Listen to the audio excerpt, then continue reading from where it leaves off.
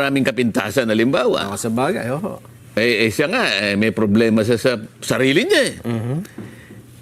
Hindi niya malaman kung lalaki siya o babae siya. Ayun nga. On na ba kayo nga dito kay Vice Ganda, yung sa pambabastos niya kay Senator Marcoleta?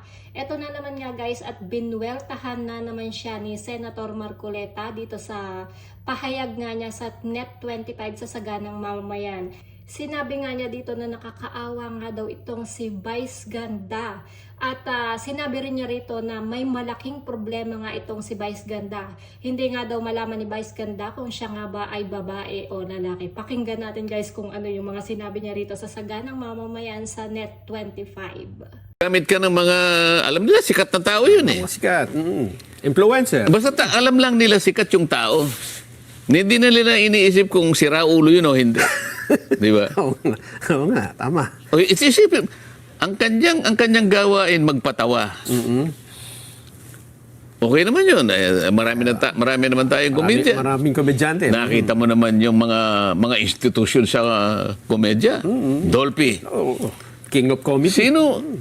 Sino ang makikipagdebate na yung mga tao ngayon nakapagbigay ng talagang kasiyahan, pagpapasaya sa marami nating kababayan?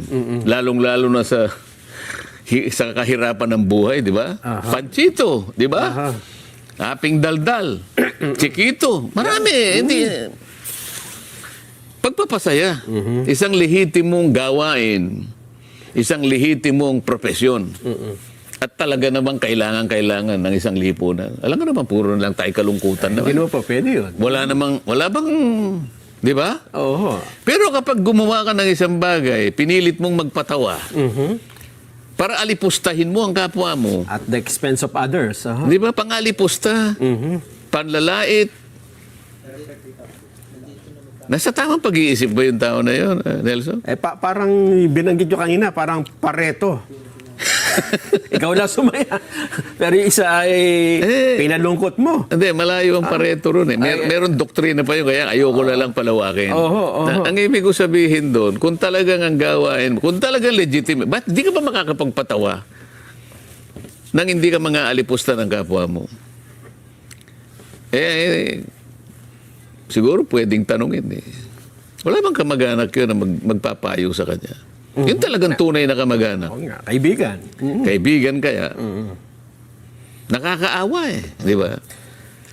Sino bang tao ang masasabi mo na walang kapintasan? Lahat naman ng tao. Tama naman. Pero huwag mong gagawing katatawanan yun eh. Lalong-lalo na ikaw ang pinakamaraming kapintasan, halimbawa. Sa bagay, oo. Siya nga, may problema sa sarili niya eh. Hindi niya malaman kung lalaki siya o babae siya. Ayun nga. Problema yun. Alam mo, sa psychology, ang tawag doon yung cognitive dissonance. No? Marami tayong masasabing doktrina eh. Ang katapus-tapusan lang yan eh, dapat para ang ating bansa ay maging progreso. No? Lahat tayo. Ano man ang profesyon natin, magpakasigasig tayo, magpakasipag tayo,